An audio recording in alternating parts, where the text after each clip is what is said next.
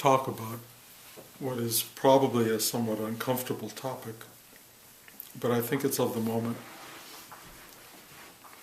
and I think it needs to be discussed. The topic is toxicity.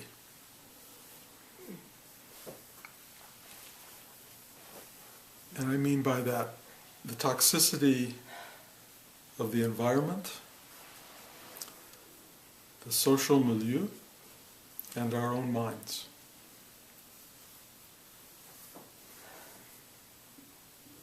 And it's really all one thing. And it's not always easy to distinguish which is at play, which is predominating.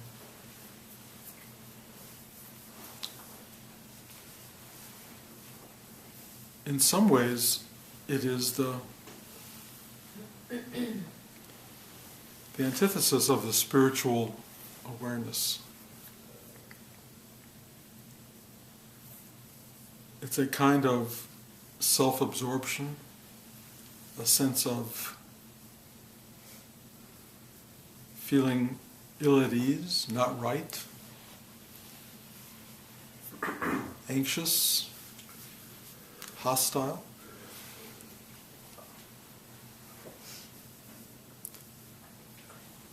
Some of us know in the extremity it becomes something like rage, anger, hatred. And no matter whether it's directed outside or inside, it tends to infiltrate both parts of your psyche.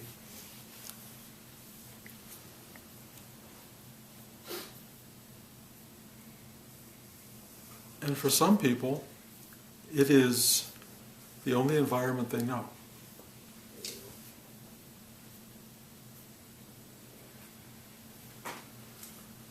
When you are raised in an environment of lovelessness, tension, belittlement, ignorance, sadness, invisibility, on and on. All of these issues that some people are born into and cannot escape.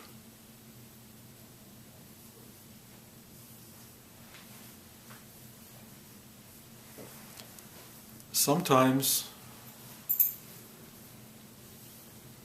the slightest thing can set off explosions internally and externally.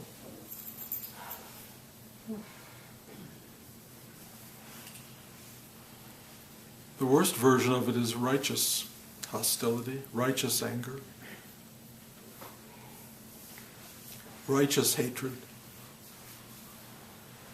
where you feel you have a right to feel this way. All it really does is says it's okay to be in a state of total toxicity.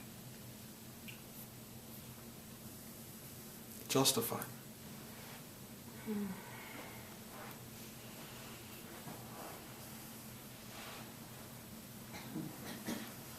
One could even propose a spiritual solution to all this. But I think in many cases it would provoke even more rage and hostility.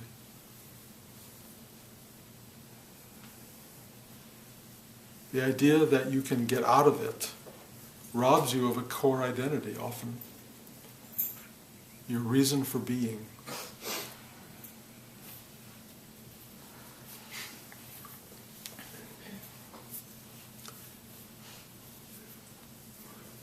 I look at people in this particular election cycle, which comes to a sort of close in 9 days, and I see the full spectrum of all of what I'm talking about.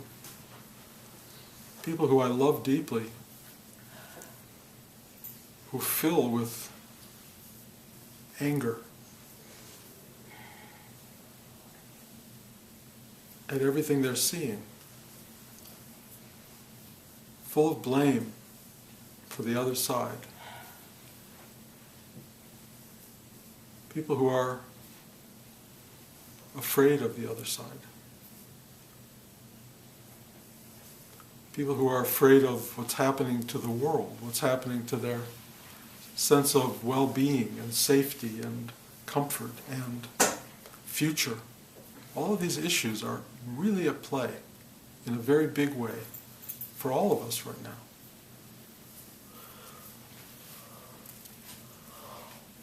If you have a spiritual life and you manage to somehow rise up and above and out of your own particular egoistic concerns, what you will discover, or at least I'll talk about myself, is that you experience the universal or the global concerns. You will feel the weight of the world on your shoulders, not yours personally, but yours spiritually. Everyone's suffering in a way is your suffering.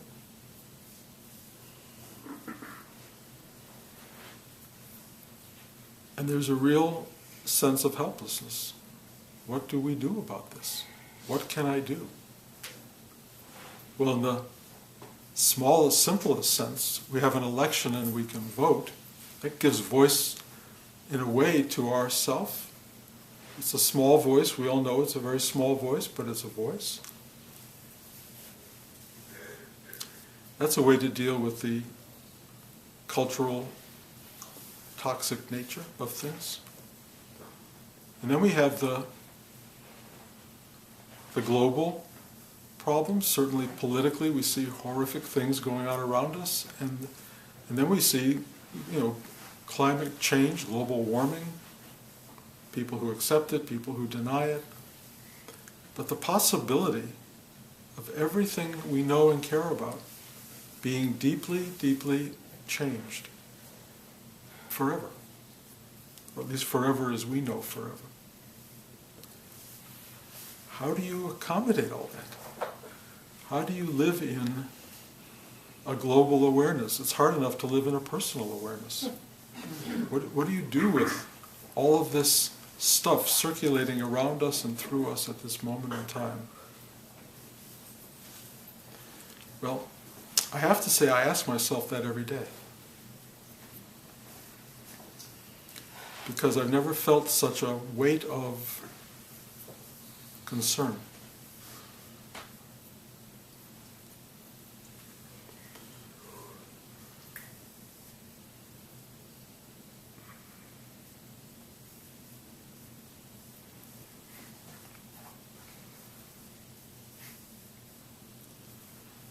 To really explore this subject, you have to be willing to look at something even bigger, which is the loss of everything you love.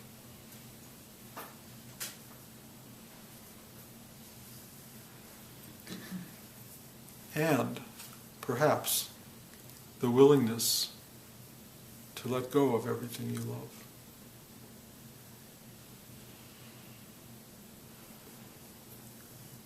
There's a name for it.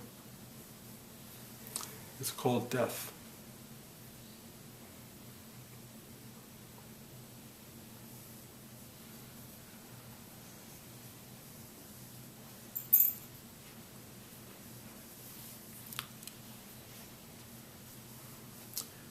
We somehow have a vague ability to be peaceful about our own death, maybe.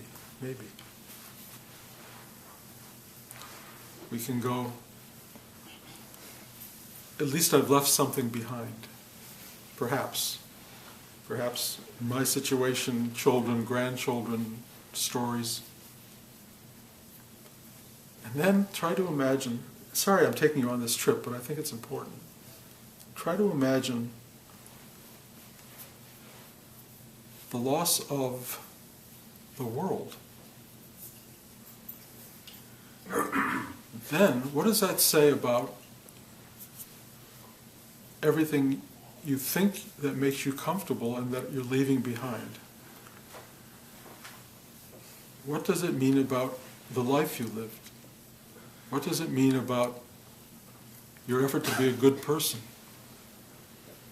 what does it mean about love?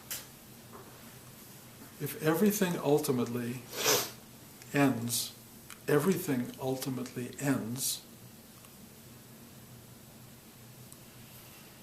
what value was there in it?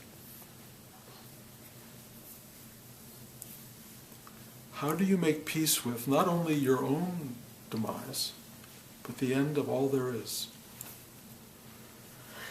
And I guess to make it even more awful, a kind of slow motion version of that, so that you actually have to experience it. The complete loss of meaning to any of this. Because once it all goes, what was Shakespeare? What was Brahms?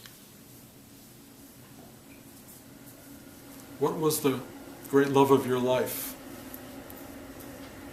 What was it? Or let's try to change the verb. What is it?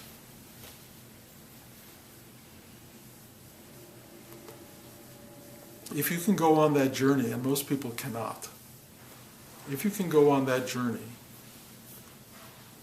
it keeps returning to something that has nothing to do with the future tense, and it has nothing to do with past tense. It's an enormous crush into the present tense. Because the idea of the world falling away, of horrible Armageddon-like consequence to action, is so unthinkable. Not that you can't fear it, but you can't think about it. But the whole idea of it renders everything meaningless. And so, because it's future tense, you have to take your entire mind and emotional experience and bring it into this moment. And you have to take all of your past life, good, bad, indifferent experience, and bring it into this moment. It's really hard to do that.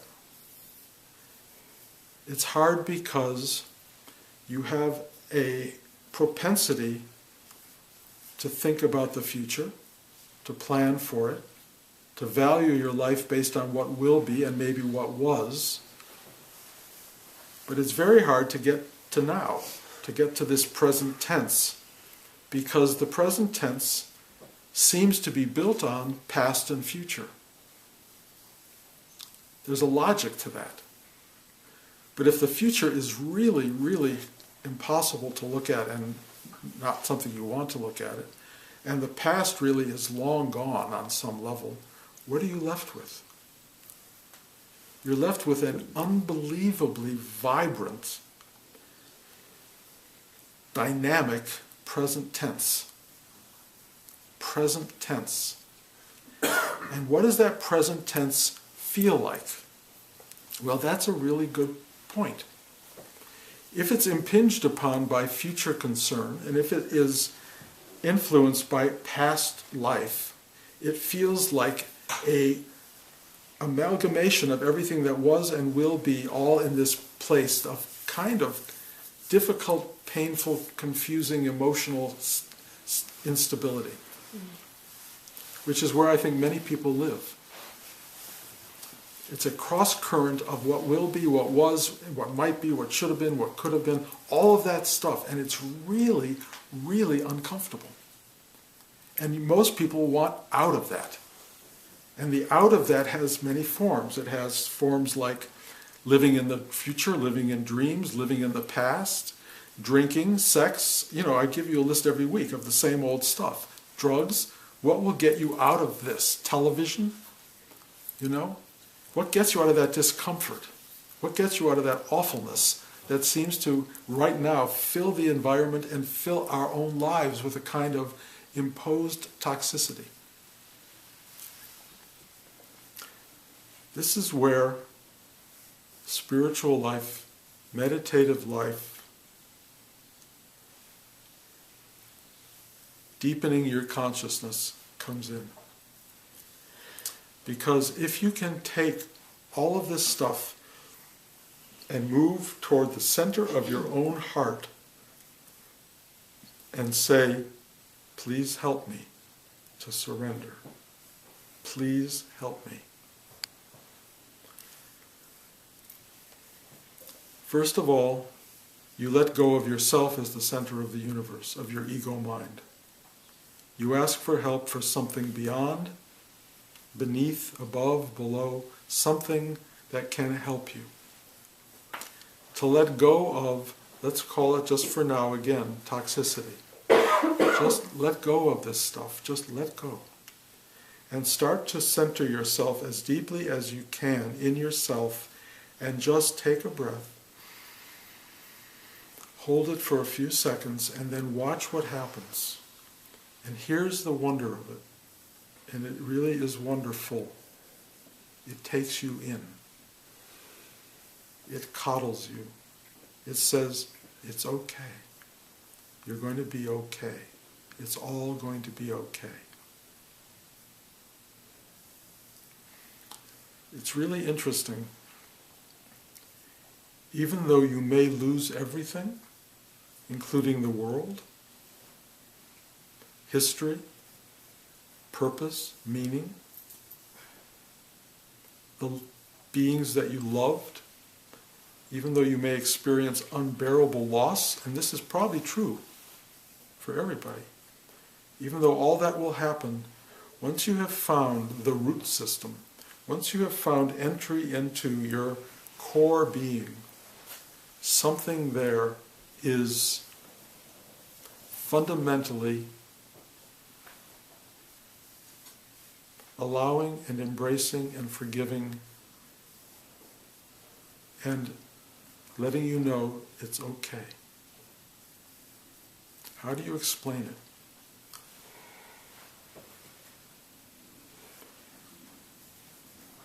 There's no explaining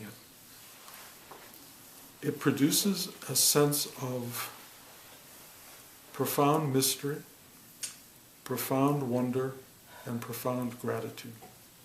That's all I can tell you. For those who are walking around in a world of toxic space, this is your salvation. And it's not yours alone, it's everyone's. It's the only door that will release you from all of this. Once you go deep into this space, it has a transformative power in that it starts to change how you experience the outer form, how you look at it, how you taste it. What's so remarkable, the darkest aspect of it, the worst, most unappealing processes that you experience look different.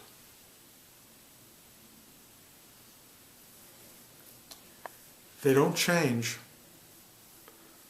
What is ugly is still ugly. But what ugliness does to beauty is shocking.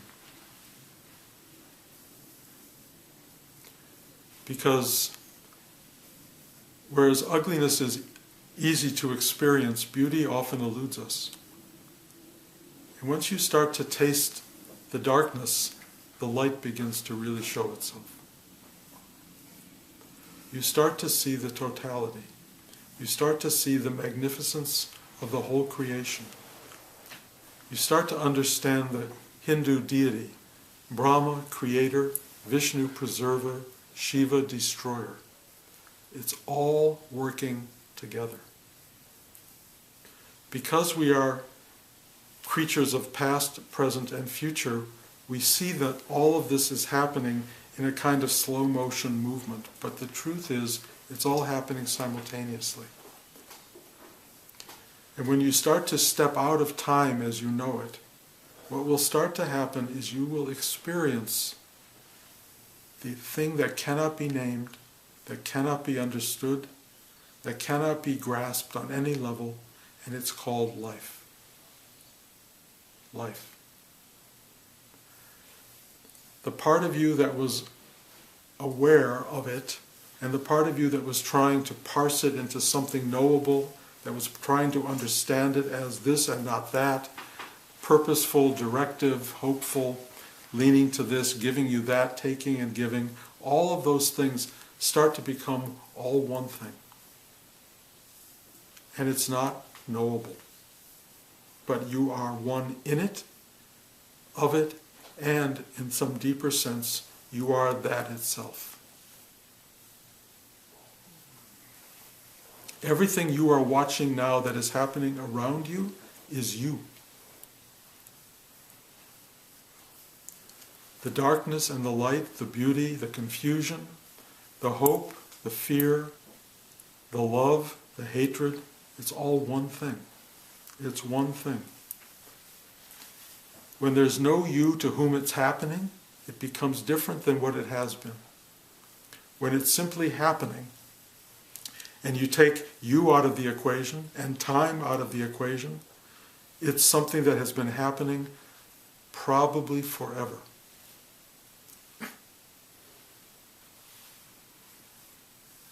It is the creator and the destroyer of worlds. Worlds. It is everything. And conversely nothing. The endless paradox. And you are in it. And at this moment, you are listening to me talk about it. That's a big thing. You can live a whole life and not hear what's being said here. You can live a whole life indoctrinated by certain understandings and thoughts and feelings that says this is what it is. I'm telling you, you cannot know what it is, but you are what it is. Somehow, we can find within us this extraordinary sense of presence that embraces and allows for the full dynamic range of being to be expressed. Will it destroy us? Yes. Yes. Will it destroy the world? Yes. Will it take everything you've ever loved away? Yes. Will it rob you of meaning? Yes. Deal with it. Deal with it. You cannot know life until you've dealt with it. Life is a dream of your own creation as long as you are thinking that you got it or you know the answer, or that you're holding and grasping onto some part of it as though this is the one thing that matters. And in truth, for me, truth, I've always tried to hold on to the one last fragment of light in the universe which seemed to be named love. And in fact, it may be. It may be the ultimate truth. But you have to be willing to give it up too. Giving up that too. It's really hard. Nothing about the journey we're on is particularly easy. On the other hand, something is cradling you and loving you and embracing you even as you experience it. It's a little bit like watching a movie about the end of the world. I've talked about that in other classes. You sit in the movie theater eating your popcorn, and they are blowing up Los Angeles, and they're blowing up New York, and the world is cratering, and all these horrible things are going on, and you're Diet Coke or whatever, you know, and it really sort of feels like that. It sort of is like that. You watch it come into being, you watch it go out of being, and you eat your popcorn. This is life. I can't in any way explain it, you know, and I don't think you can explain it. And if you do explain it, you're going to be wrong. I mean, you'll be momentarily right, perhaps, but one way or another, you are here in the midst of some very toxic moment. You're either engaged and caught in it and driving yourself crazy with it and getting really bent out of shape about it, or you can just keep using it and watching it work and stay deep inside and keep eating your popcorn. It doesn't make you disinterested. It makes you a witness to being, a witness to the world, a witness to life. That's really who we are. That's what we are. And that witnessing has a participation in the process, is one with the process, and is also on some level transcendent of it. The wonderful thing for those of you listening to this, sitting here, is that at least we're talking about it. At least there's something to be done, meaning sit still and go deep, as opposed to whatever other choice you might make. I mean, I suppose there are other choices. Hug your children, make love, eat ice cream. You know, whatever the thing is, but there are also choices you can make that will deaden you to the truth of it. I don't recommend them, but maybe. It just won't advance the cause. It won't advance your awareness. It won't advance your consciousness in its expansion. It will just cut that off. The best thing to do is sit still and be with it. Be with what is. It's hard to explain why this is. It's hard to understand what it is. You know, the world keeps changing. Things are really happening. You know, we're losing species in the world. Global warming is happening, whether people deny it or don't deny it. It's happening. It may not be stoppable. You know, it's fascinating. We're in the most fascinating time. I read an article the other day about driverless cars, which seem to be coming at us very quickly. And it started talking about car culture. And what most of us don't realize is that just before us, there were no cars. There were horses and buggies and people walking places. And then cars came in and they created ribbons of cement over the entire country. And we all had something which was really exciting of, where do you want to go? Let's get in the car, let's drive. Let's go somewhere. And we had this unbelievable autonomy, and we could move around, and we could just pick the road, and we could turn the wrong way, and we could get lost, and we could do all these extraordinary things with cars, and it was like, oh my God, we have freedom. And now they're saying that cars are we're not going to drive them. You know, my grandchildren or their children probably will not know how to drive. And the cars will all be probably programmed. And now this article was talking about how it's going to be like the Second Amendment. They're going to have people saying, you cannot take away my right to drive a car, and I will die for that. And the others who only want to have a car that's programmed because it's safer. You know, and we're watching a transition into a world we don't even know. We don't even understand. It's happening so fast. And our little iPhones, which are, or whatever phones you have that are, you know, computers in your palm, that are, it's what is it? It's 7, 9 years old. It's only been around for 9 years, and it's changed everything, you know. And my son, Josh, is doing, you know, he's creating this virtual reality world and getting very involved in the virtual reality experience. And I've talked about that a lot in this class. But we may need it. If we're living underground in 20 years because the environment is not breathable, and we're all living underground, you put this little helmet on and suddenly you're walking through the streets of Paris. And it's as real as walking through the streets of Paris. And you're going, oh, and you'll be living with little helmets in a little tiny room. I'm only saying this because the world is changing around us. The world we know is dying on some level, and it's being reborn in ways we can't envision or maybe even like. But my grandchildren are growing up in that world, and they don't know the world before. They don't know the world where you could get in a car and say, where do you want to go? What do you want to do? What are we going to do tonight? The autonomy of that. They're not going to have that. It's changing. Everything is changing, and you can fight it, you can hate it, you can love it, or you can go deep inside and go, thy will be done. Because it is being done. Like it or not, it's being done. The only thing that doesn't like it is the you that's in opposition, which is separate from it. Get rid of that separate self, and there's no battle. There's just, wow, wow. There's no way to understand it. And I will tell you, everything that's happening will have equal measure of good and bad, light and dark, forever. That's how it works. These things go back and forth, and they create story, and they create unfolding, and they build universes, and they destroy universes. As far as I know, I will tell you this without being 100% certain, you are undestroyable, indestructible. You will go on forever, I think. Whatever that may mean. So enjoy the ride. I don't mean...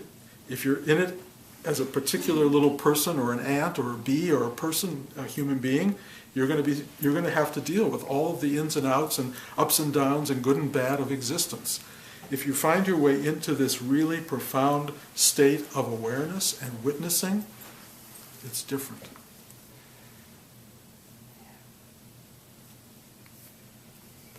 You are that which is. You are that which is. There's no hostility to it, there's no hatred of it, there's no anger. There just is. And more than love of it or more than caring about it, there's a sense of, which I described earlier, mystery, wonder, and also a funny kind of gratitude. We kind of love being alive. We love being alive. Why do we love it? It's built in. It's amazing. We don't want to not be here. We really just don't want to not be. And being is everything, and it's what you are. You are the verb be. That's what you are. And we are all that. And we are all that in a singular way and a multiplicity of forms. We are one and separate.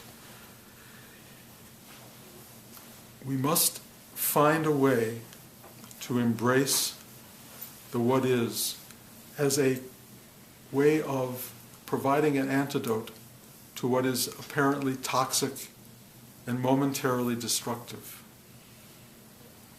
Nothing stays destructed.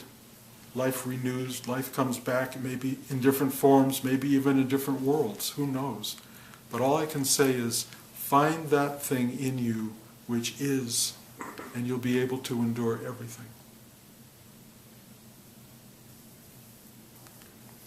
If you prefer to get caught in the toxic ride of human experience, go for it. It's clearly there for us if we want it. You know, it's like watching a movie. You can get as invested in it as you want. You can cry and fear and huddle under the chair or grab your neighbor or your partner, and you can fight together, or you can, which is fun. We like that. But you can also just go, but my mother used to say, honey, it's only a movie. Relax. And then you can see it in a different way. It's not the same. Life is different when you know it's only a movie. You don't enjoy it quite as much. It's a different experience. But there are moments, and this may be one of them, where knowing that is important. So take a look at your own toxicity, if it's there. Take a look at your sense of fear or worry or anxiety or whatever it is that's going on inside you, and say yes to it. Just go, okay, yeah. I mean, fighting it won't help. Just go, okay.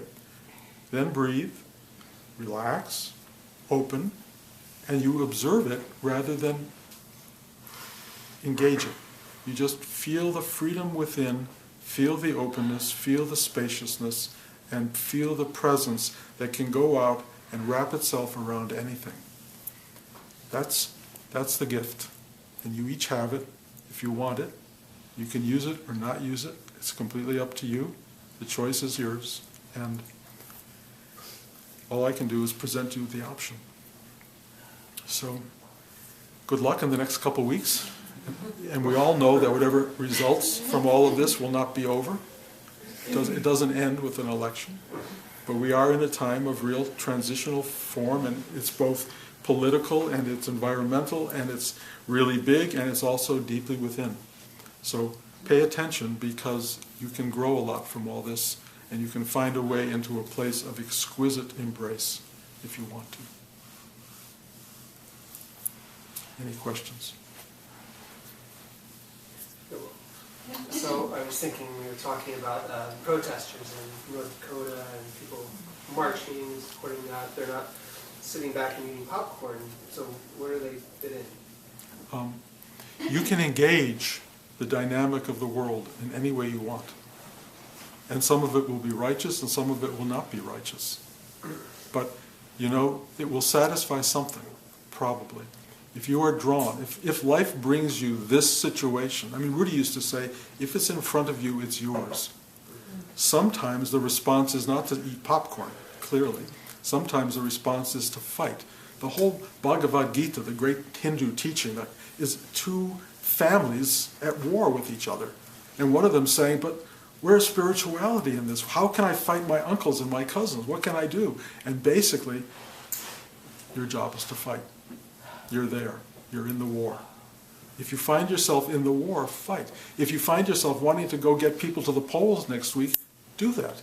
Nothing. There's no wrong in it, but it's coming from a place of, if you're living in a place of fear, and you're living in a place of anger and hatred, and you're so angry at the police that you're fighting on that sort of protest line, you're living in your hostility. You're living in your own poisonous soup. That's a problem. I remember the last Freedom March I went to, it was the war for Iraq, Peace March, I guess they call them. I never saw such angry people. I said, what am I doing in this environment? These are the angriest people I've ever been. And they're going, peace now, peace now. And I'm going, whoa, where is it? And I stopped. I just stopped because it made no sense. They were not looking for peace. They were looking to be at war with war. And that's something else. If you have a true thing you can engage openly, lovingly, intelligently, great. Great. I mean, I know you have been involved in important movements along the way, and I truly admire and support that. And you've also maintained a completely deep spiritual connection throughout all of that. That's high functioning. That's Mahatma Gandhi. That's what that is. It's a way of being in the world with purpose, consciousness, openness, love, morality, wanting to help and serve. There's a beauty to that I completely support and engage. I do. I don't go out and do all that. I have. I remember the Bush-Kerry election, going to Florida and trying to take people to the polls and all that, and getting on the airplane and seeing that my team lost, and feeling like, what did I do really? I didn't do much, honestly. It didn't feel like I felt better in an ego sense that I had tried to do something than anything I actually really did. And so I kind of pulled back from that. I think there are people whose inner makeup is do that, and they are served by it, and they grow from it, and they expand from it. And then there's me right now who's just witnessing. And it seems to be important, and obviously sharing the witnessing.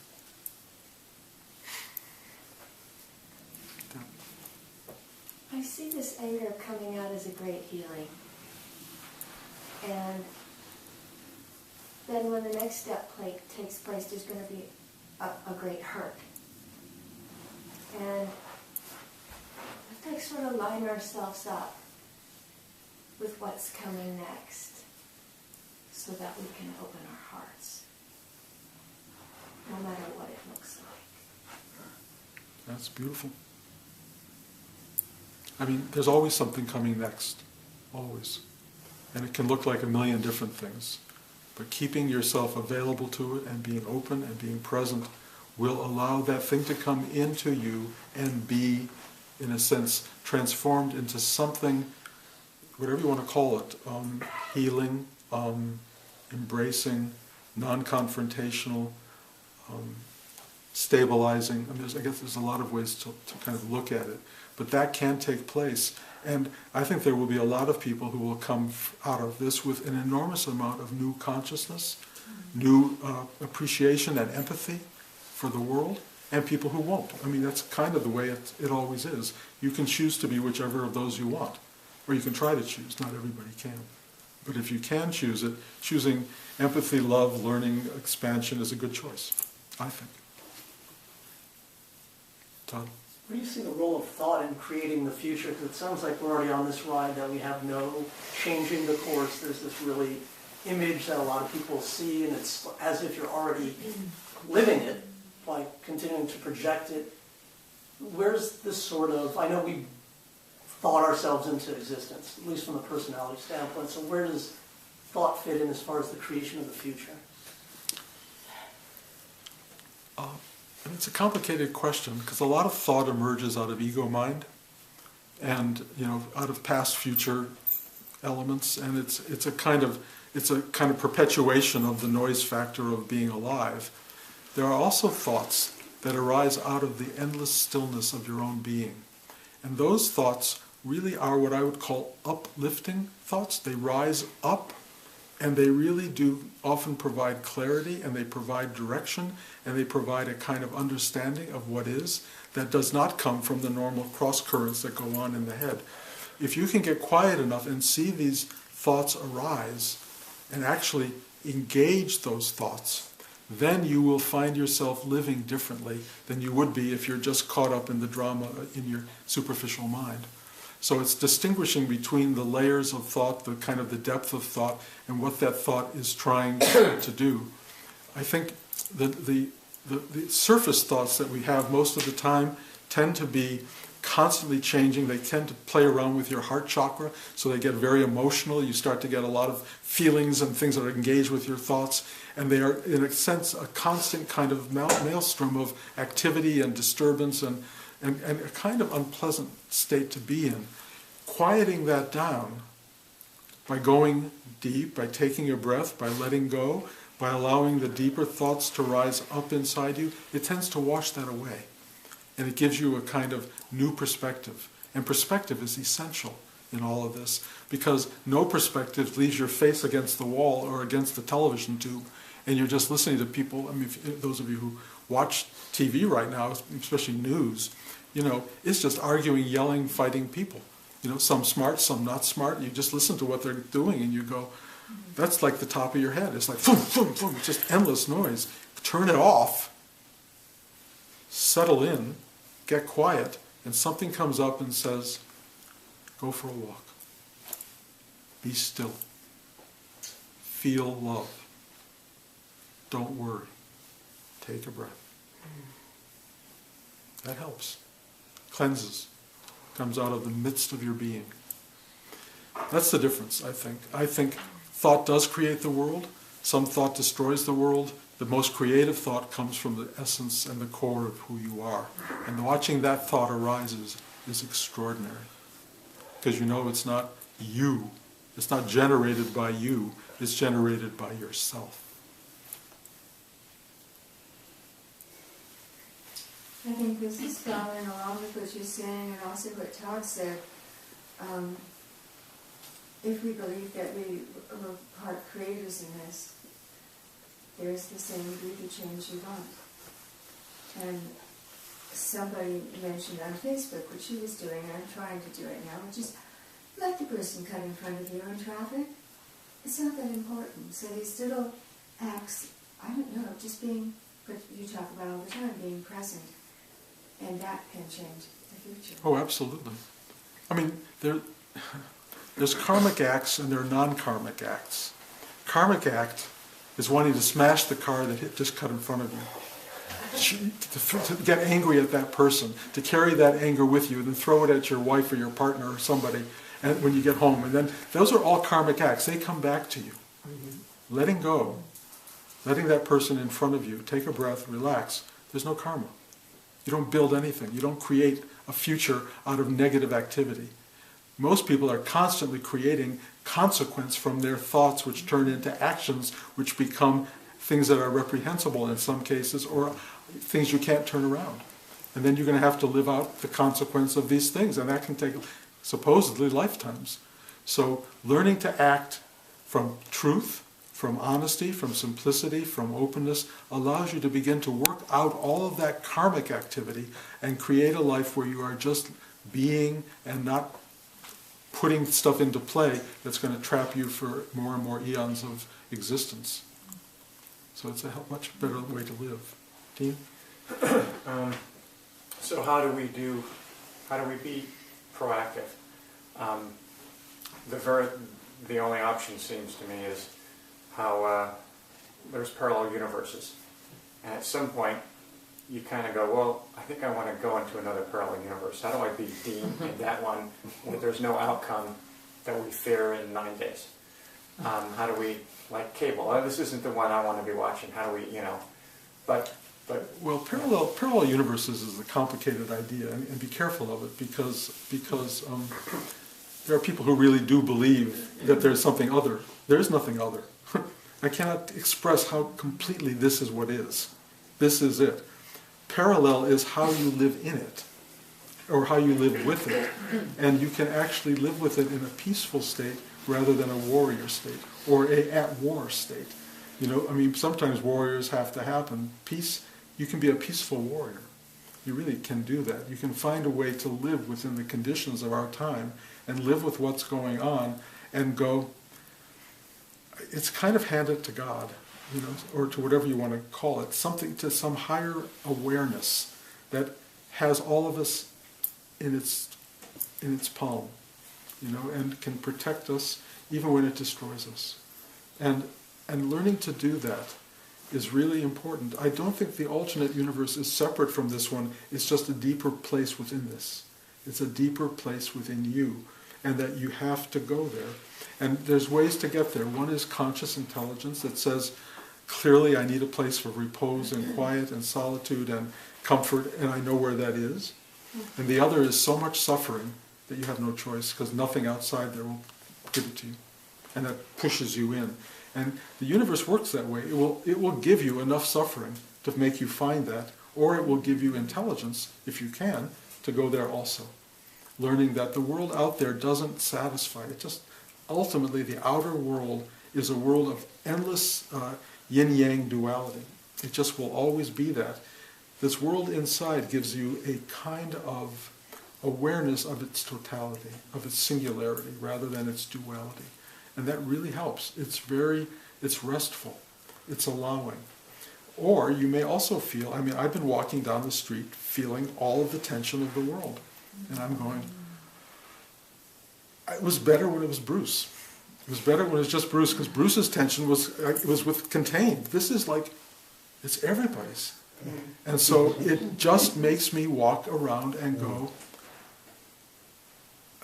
the only thing I can say is it brings out unbearable compassion, because the stupidity that's creating so much of what's going on is hard to bear, and yet it's at the center of much of what makes life happen, and always has been. And it's why Buddha talked endlessly about compassion, because that's the one thing suffering finally gives you. You will be compassionate for everybody who doesn't get it, and in a slight sense prayerful that maybe one day we'll all know, which would be exquisite. Okay? We'll be back Thanksgiving time. I guess a lot of you might not be here, but we will. And so, you know, I'll see you then. There will be classes here every Sunday, so there's always someone to sit with. And, you know, pat yourself on the back a little bit, because bringing yourself to this table is a way to take away nourishment that will feed others. It's a gift. It's a gift to you, and it's a gift to the people around you. And I know that each one of you are gifts to people. That's what your role is. Be that gift. Share with the world. Even if it's just a small group, it doesn't matter. Bring your kindness, your compassion, your understanding, your simplicity, your lack of toxicity to others. It helps purify and cleanse and clarify people's lives. Thank you.